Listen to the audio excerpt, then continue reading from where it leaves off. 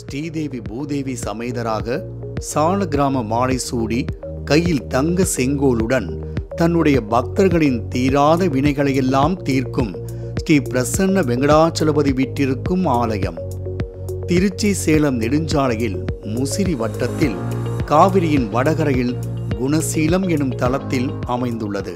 அகண்டு ஓடும் காவிரியின் வடகரையில் வைணவர்களின் புராண அபிமான தலமாக விளங்கும் இக்கோவில் தென் திருப்பதி என்றும் போற்றப்படுகிறது. திருப்பைஞ்சிலி எனும் வனத்தில் எழுந்தருளிய தாழ்விய மகரிஷிக்கு சீடரான குணசீல மகரிஷி திருமலை திருப்பதிக்கு சென்று அங்குள்ள திருவேங்கமுடையானை தரிசித்தார். பின்னர் ஊர் திரும்பிய அவர் திருமாலை நினைத்து காவிரியில் நீராடி கடும் தவம் புரிந்தார்.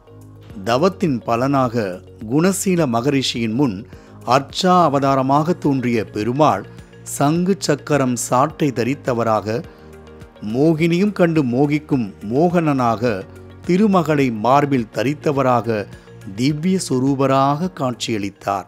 33 தேவர்களும் வணங்க கண்டேன் என் கடவுளை என திருமாலின் திருப்பாதங்களில் பணிந்து வீழ்ந்த குணசீல காட்சி கொடுத்த இடத்திலேயே இருந்து பெருமாளை அருள்பாலிக்க வேண்டுமென வேண்டினார். அவர் வேண்டுகோளை ஏற்ற பச்சை வண்ண மேனியன் காட்சி கொடுத்த இடத்திலேயே குடிகொண்டு மக்களுக்கு குறைதீர்த்து வருகிறார் வெங்கடாச்சலபதியாக.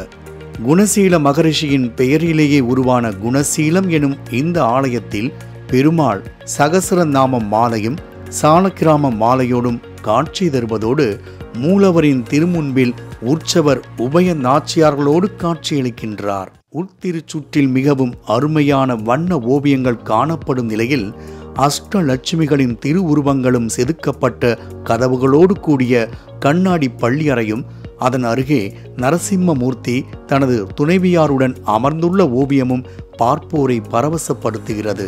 ஒவ்வொரு உச்சிகால பூஜை, அர்த்தஜாம பூஜை வேளைகளில் பெறப்படும் பெருமாளின் திருவடி புனித தீர்த்தத்தை மனநலம் பாதிக்கப்பட்டவர்களின் முகத்திலும் ஆச்சாரியர்கள் தெளிக்கும் போது சகல மனநல குறைகள் நீங்கி நோயாளிகள் குணமடைவதாக கூறப்படுகிறது.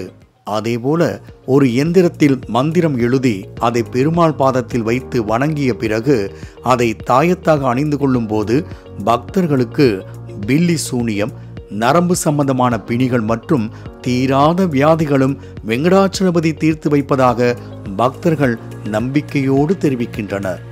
திருப்பதிக்கு இணையான தலம் என போற்றப்படும் குணசீலம் ஸ்ரீ பிரசன்ன வெங்கடாச்சலபதி கோவிலில் சனிக்கிழமைகளில் பெருமாளை உச்சிகால பூஜையில் தரிசித்தால் மனதில் நிம்மதியும் ஆனந்தத்தையும் அள்ளி தந்தருள்வார் என நம்பிக்கை கொள்கின்றனர் பக்தர்கள்.